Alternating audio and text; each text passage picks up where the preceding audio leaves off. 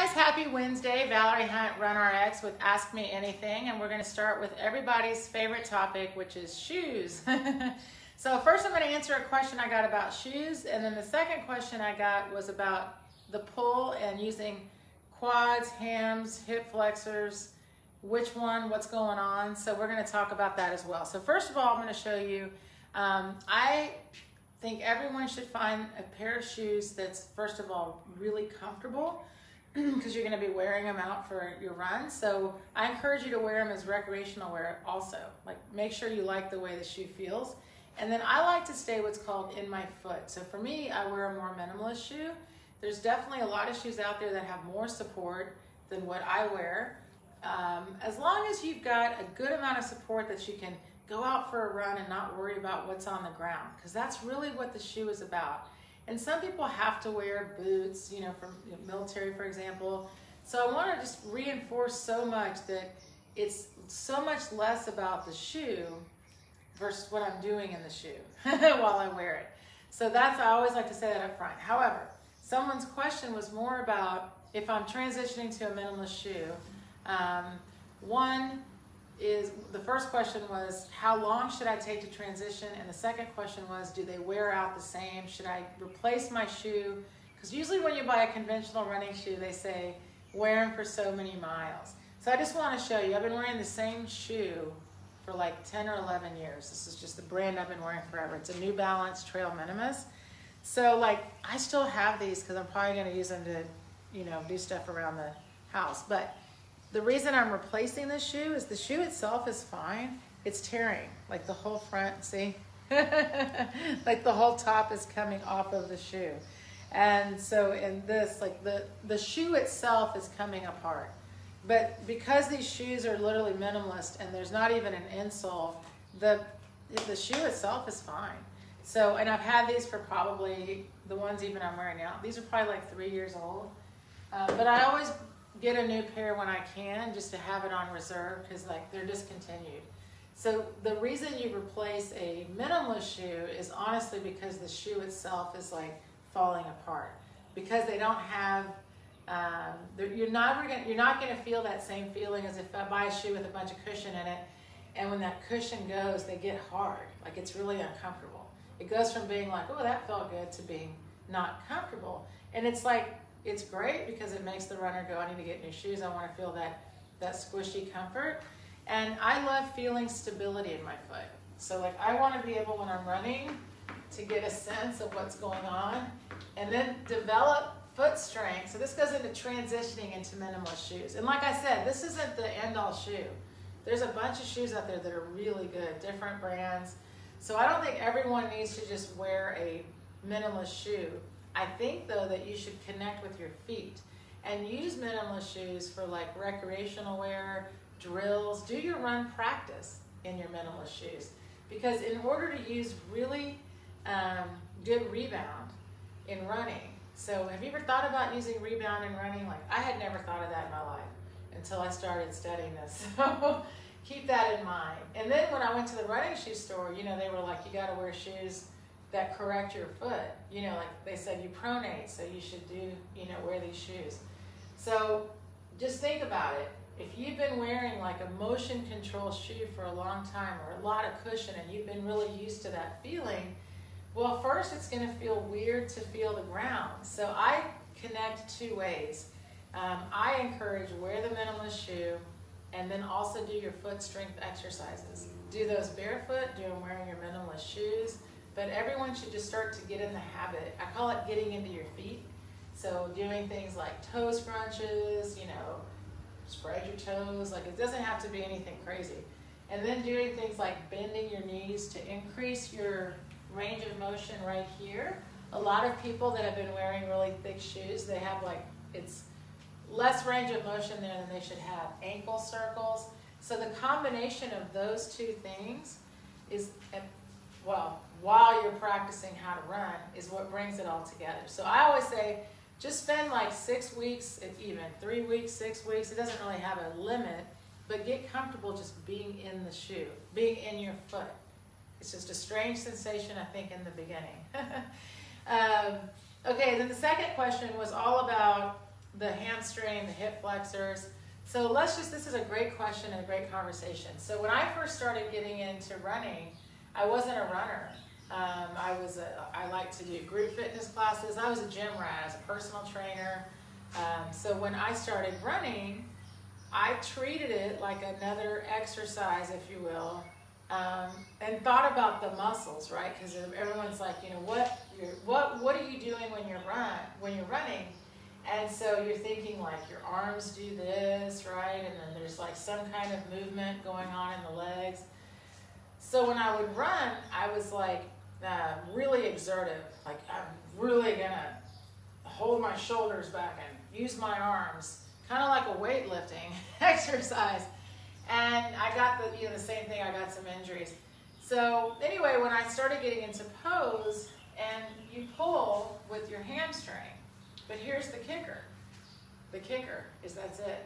Most of us have only ever really used the hamstring like in the thought of kicking. So people do like a butt kick exercise, right? And so they're like, this is for my hamstrings. And they're doing this, which yes, it does work your hamstrings. But it's a loaded hamstring. So same thing, like if you go to the gym, for example, and you do deadlifts or you do hamstring curls or lunges or all of these strength exercises, they're great. They're great strength exercises. But in running, we use 10% of our active muscle contraction. So I could go into the gym and do really great heavy deadlifts. Unless I understand what really my hamstring does in running, it's not going to help me. Isn't that interesting? So keep in mind that I believe in strength in 100%, but first, if you understand what's going on in the movement of running, you'll realize it's way less about muscles, almost none about muscles. But knowing what the muscle is doing is just smart for you, right? So here's an understanding to start with. What does the hamstring do? The hamstring itself, and it's the bicep of the leg. So your arm bicep closes the arm. Your leg bicep closes the leg. I mean, the hamstring contraction closes the leg. It brings the ankle up.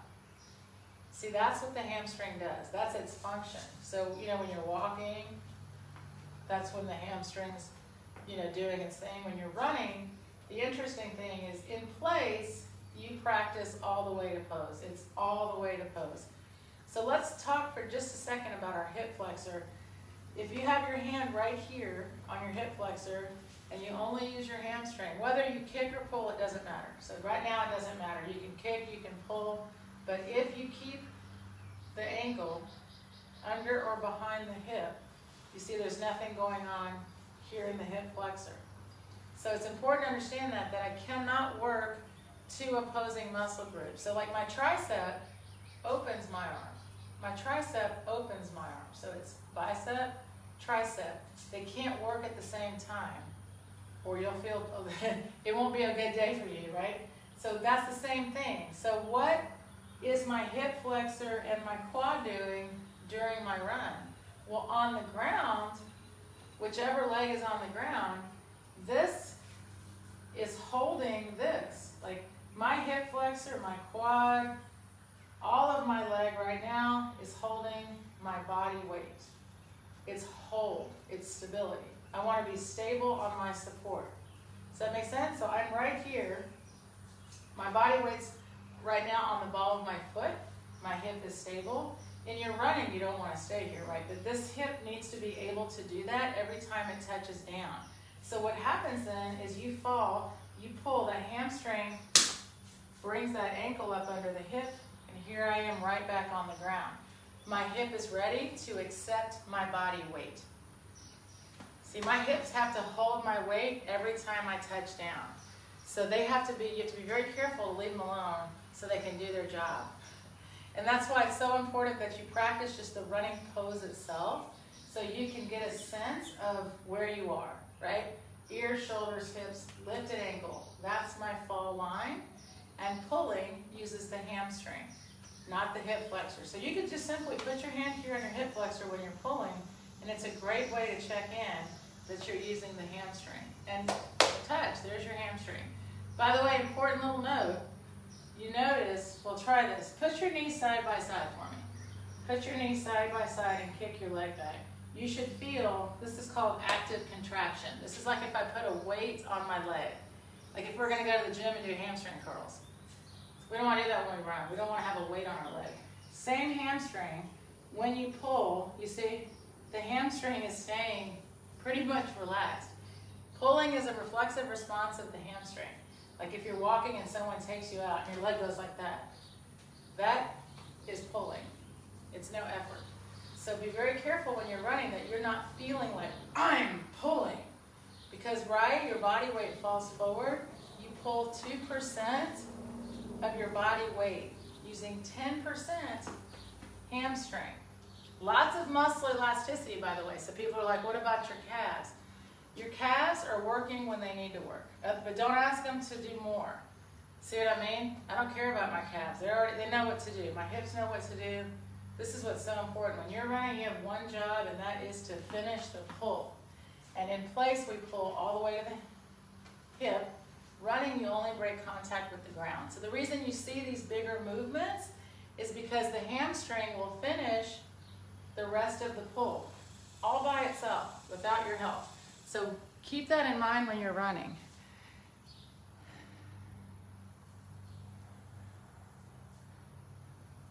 Yeah, I think, hey Mandy, I think someone asked about shoes I recommend. Most runners that I tend to work with go to the Ultra. That seems to be the #1 transition shoe because they have a progressive drop and they have a wide toe box.